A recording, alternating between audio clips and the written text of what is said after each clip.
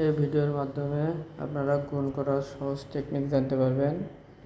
এর আগে আমি আরও 2টি ভিডিও এই গুণ সম্পর্কিত আপলোড করছি।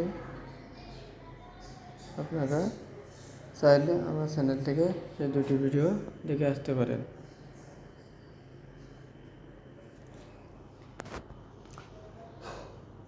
এখানে আমি 2টি সংখ্যা লিখলাম 408, 405।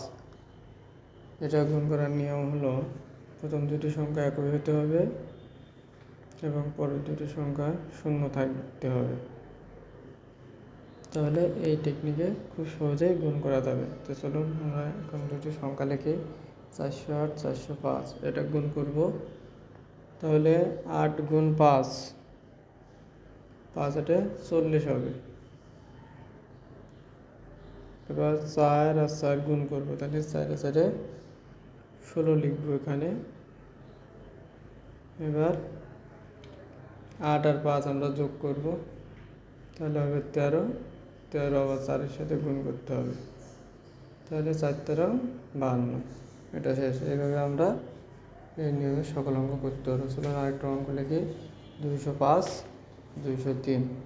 এটা গুণ করব, তাহলে 5 আর 3 গুণ করলে হবে 15। 2 আর 2 গুণ করলে হবে 4। এবার 5 আর 3 যোগ করলে হয় 8, তার সাথে আমরা যদি 2 গুণ করে দিই তাহলে হবে 16।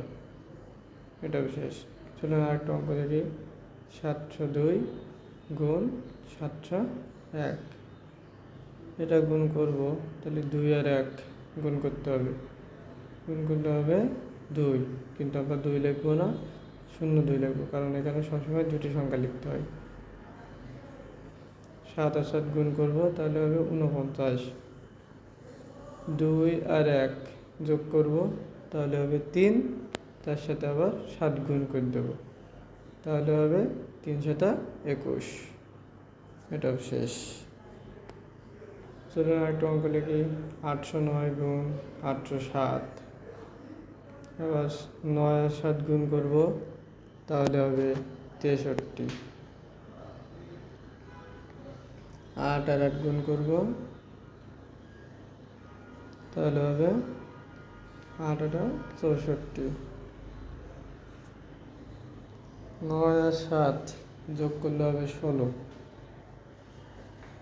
16-র সাথে 8 গুণ করব, তাহলে হয় 128। এখানে 3 সংখ্যা হয়, যার কারণে আমরা 1 হাতে রাখবো এবং 28 লিখব। ওই 1টা আবার 64-র সাথে যোগ করতে হবে, তাহলে 3 6 8 2 5 6। এটা হবে অ্যান্সার। একটা সংখ্যা লিখি 604 গুণ 606। তাহলে 4 আর 6 গুণ করব, 24 হবে। 6 আর 6 গুণ করলে হবে 36।